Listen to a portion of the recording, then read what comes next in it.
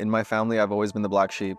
I've always been told, be realistic, do things the way the family tells you to do it.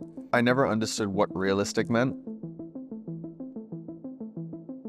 At Burnt, we're building software that helps restaurants to automate their back of house. Basically, if you look at Chick-fil-A or McDonald's, they have software that helps them to know exactly what happens in their back of house on an hourly basis, right? We want to be able to take this technology and digitize it for independent restaurants and give them the tools that they need. And I think a lot of that is, how do you design a beautiful thing that they will use as little as possible, but get the maximum benefit out of it. Our customers often say, so you guys aren't just like any other tech business. You really understand the industry and you're building something for us as if you were part of the restaurant industry. That's our whole thing. Friday, Saturday, Sunday, Monday, we're doing all of our other admin outreach, but otherwise we're hitting the streets. I think it's like 8 to 10 miles a day on average. My ankles are hurting.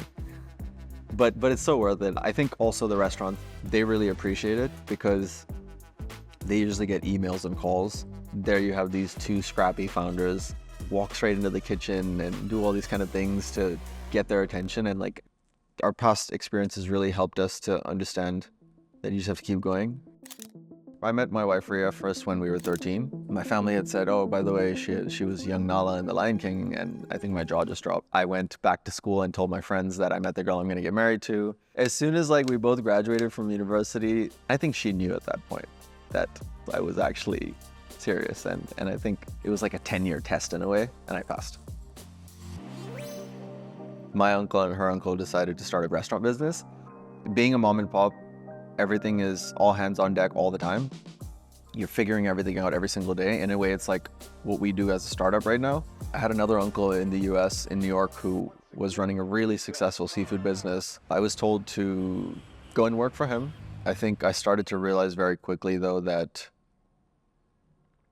I wasn't really getting trained for anything. I was humiliated. I was told I wasn't good enough. Once I was sent to a warehouse to move 2,500 pounds worth of shrimp. I still remember my body was broken down at that point.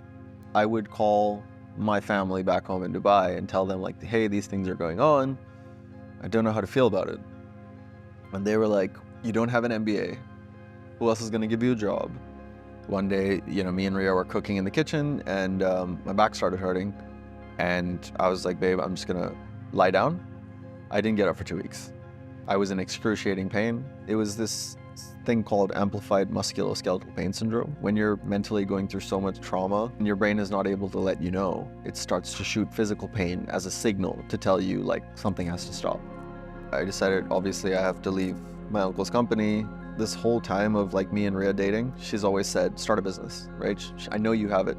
Like, I want to start a business. You should start. We need to start a business. We're going to build a restaurant tech company that makes the lives of these people easier.